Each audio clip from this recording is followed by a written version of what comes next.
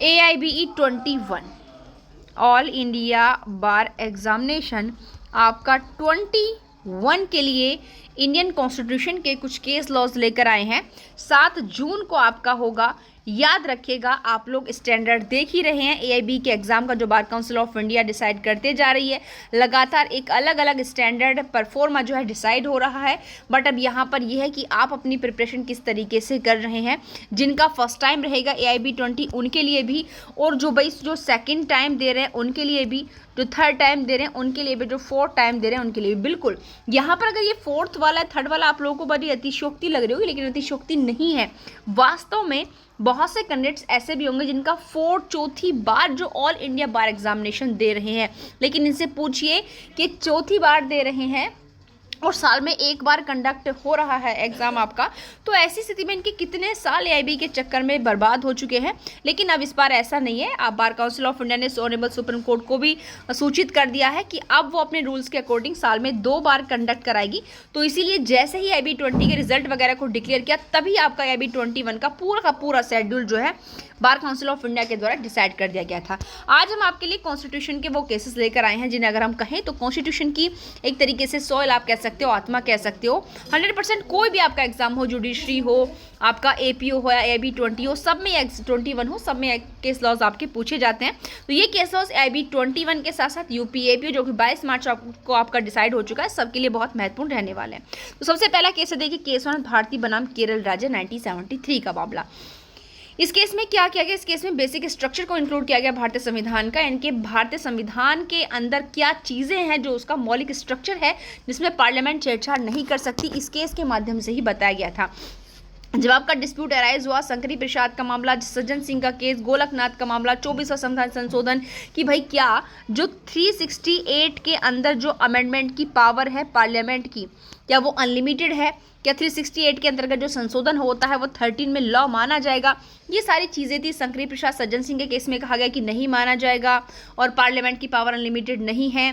गोलकनाथ के केस में क्या कहा गया कि भाई जो है आपका यहाँ पर आर्टिकल 13 के अकॉर्डिंग ये संशोधन लॉ माना जाएगा। तो सारे ये जो विवाद थे अराइज हुए, जिनको फाइनलाइज यानी कि खत्म किया गया आपका केशवंत भारती के केस में। यहाँ पर सिंपल फाइनल कर दिया गया भी भाई आर्टिकल 13 के अंतर्गत लॉ नहीं माना जाएगा हमारा संशोधन 368 का।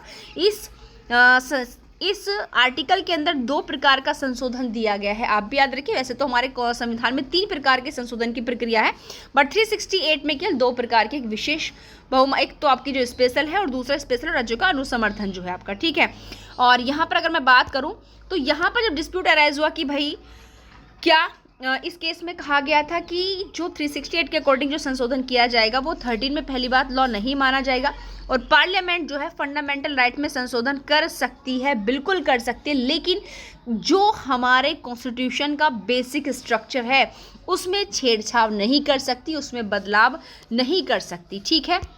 और आप लोग जानते हैं कि यहाँ पर क्या क्या चीज़ें जो हैं इसके अंतर्गत आपकी मानी गई हैं, ठीक है। उसके बाद हमारा और ये काफ़ी जगह रिसेंटली आपका केस आपको पढ़ने के लिए मिलता है। दूसरा आप प्रेम्बल में भी पढ़ते हैं। हेनरी बेरूबरी के केस में कहा गया कि जो प्रेम्बल है वो कॉन्स्टिट्यूशन का पार्ट नहीं है और उसमें संशोधन नहीं किया जा सकता। वो बात भी फिर केशवंत भारती के केस में कहा गया था कि बिल्कुल प्रेम्बल कॉन्स्टिट्यूशन का पार्ट है और इसमें आपका जो है संशोधन कर सकती है पार्लियामेंट।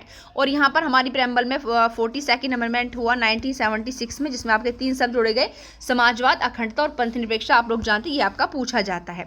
उसके बाद दूसरा केस आता है जिसको हम आर्टिकल 21 की सोइलात्मा भी कह सकते हैं। इसके बिना आर्टिकल 21 आपका बिल्कुल अधूरा है, क्योंकि इंडियन कॉन्स्टिट्यूशन के आर्टिकल 21 में आप एक चीज़ देखते हैं, ये आर्टिकल ये कह रहा है कि डेढ़ लाइन का पूरा आर्टिकल है कि किसी भी व्यक्ति को प्राण और दैहिक स्वतंत्रता का जो अधिकार है उसको विधि द्वारा स्थापित प्रक्रिया के अनुसार ही वंचित किया जाएगा, अन्यथा नहीं। तो उन्होंने एक लाइन खोली, विधि द्वारा स्थापित प्रक्रिया। तो इसका मतलब विधि द्वारा स्थापित प्रक्रिया कैसी होनी चाहिए, अनुचित या उचित? तो कहीं जैसे कि आपका जो अमेरिका का कॉन्स्टिट्यूशन है उसमें सम्यक उचित प्रक्रिया इंक्लूड कर दिया है, लेकिन हमारे इसमें केवल क्या है कि विधि द्वारा स्थापित प्रक्रिया। विधि द्वारा स्थापित प्रक्रिया तो अनुचित भी हो सकती है। तो यहाँ पर एक संकीर्ण परिभाषा दी गई थी आर्टिकल 21 में, जिसको मेनका गांधी के केस में बढ़ाया गया पहले क्या था कि जो आर्टिकल 21 है वो केवल एग्जीक्यूटिव के कार्यों के विरुद्ध ही प्राप्त है। लेजिस्लेटिव ने जो रूल्स बना दिए वो बना दिए, उनके अगेंस्ट आपको नहीं। लेकिन इस केस में कहा गया बिल्कुल भाई लेजिस्लेटिव के अगेंस्ट भी आर्टिकल 21 का अधिकार जो है वो मिलेगा। और इसमें 3 चीज़ों को इंक्लूड किया गया, जस्ट, फेयर एंड रीजनेबल, यानी कि जस्ट, फेयर एंड रीजनेबल की जो प्रक्रिया है, जो लॉ की जो विधि द्वारा स्थापित प्रक्रिया है वो आपकी उचित, न्याय संगत और युक्ति युक्त होना चाहिए। नया आयाम दिया गया इस केस के द्वारा, आप लोग जानते हैं, ठीक है। और ये इसीलिए आपका बहुत महत्वपूर्ण आता है। उसके बाद भाई रिजर्वेशन पर आपका तीसरा leading case Indira Sahni versus union of India 1992, जिसमें यह डिसाइड कर दिया गया कि भाई जो रिजर्वेशन की सीमा है वो 50% से ज़्यादा नहीं की जा सकती। और भी बहुत सारे फैक्ट हैं जो कि इस केस में आपके दिए गए थे, बट आप यहाँ पर इस चीज़ को याद रखें, ठीक है। यानी कि हम यहाँ पर वही केस लेकर आए, जैसे आपका जो केस भारती का मामला जो मौलिक स्ट्रक्चर्स की बात करता है। मेनका गांधी जो आर्टिकल 21 की आत्मा है, बिल्कुल उसने एक नया आयाम दिया उसको। इंदिरा साहनी जिसने रिजर्वेशन को एक नया आयाम दिया। उसके बाद आप जानते हैं कि यह जो केस है ये भी आपका मील का पत्थर हुआ। मोहम्मद अहमद खान बनाम शाहबानो बेगम 1985, जिसमें आर्टिकल 125, अगर हम BNSS की बात करें तो 144 जो आपका आता है, जिसमें आपका कहा गया कि जो भरण पोषण का अधिकार है वो किसी भी धर्म की महिलाओं के लिए रिजर्व है। ऐसा नहीं है कि किसी एक पैसिफिक धर्म के लिए, मुस्लिम धर्म के लिए की महिलाओं के लिए नहीं है। तो यहाँ पर भारत ने महिलाओं के अधिकार की स्थिति को इसने क्या किया, मजबूत किया। उसके बाद नवतेज सिंह जौहर वर्सेस भारत संघ का मामला, जिसमें आपका 2018 का, जिसमें 377 को आंशिक रूप से समाप्त कर दिया गया था कि सहमति देने वाले जो वयस्क हैं वो मतलब एक साथ क्या कर सकते हैं, एक साथ रह सकते हैं, अपनी पसंद का सारी चीज़ें इसमें इंक्लूड की। उसके बाद आप लोग जानते हैं न्यायमूर्ति KS पुत्तास्वामी बनाम भारत संघ। और अगर आपने AIB के अब तक के पुराने साल के पेपर अगर सॉल्व किए तो आपने देखा हो कि ये आपका आता है और ऊपर वाले भी आपके आ चुके हैं। ये आपका निस्ता के अधिकार को मौलिक अधिकार में यानी कि आर्टिकल 21 में इन्होंने इसमें क्या किया था, शामिल किया था। उसके बाद विशाखा वर्सेस राजस्थान राज्य, बिल्कुल आप जानते हैं। और आपका जो पोश एक्ट है, इनके कार्यस्थल पर महिलाओं के साथ सेक्सुअल हरेसमेंट जो होता है उसका प्रतिषेध अधिनियम जो है वो इसी केस के बाद बनाया गया था। तो ये भी हमारा क्या एक लीडिंग केस है इंडियन कॉन्स्टिट्यूशन का। इस केस में कार्यस्थल पर उत्पीड़न से सुरक्षा के उपाय लागू किए गए और नियोक्ताओं के लिए दिशा निर्देश दिए गए। तो आप जानते हैं कि ये भी आपका कितना महत्वपूर्ण केस है। उसके बाद आता है SR बॉम्बे बनाम भारत संघ का मामला। इस मामले में राष्ट्रपति शासन के दुरुपयोग को सीमित किया गया और कहा कि जो हमारे हाई कोर्ट्स हैं वो अपना काम फिर भी करते रहेंगे, उन पर जो है आपका कार्यपालिका का कोई भी प्रेशर या जो कंट्रोल है वो नहीं रहने वाला है इमरजेंसी के अंतर्गत भी।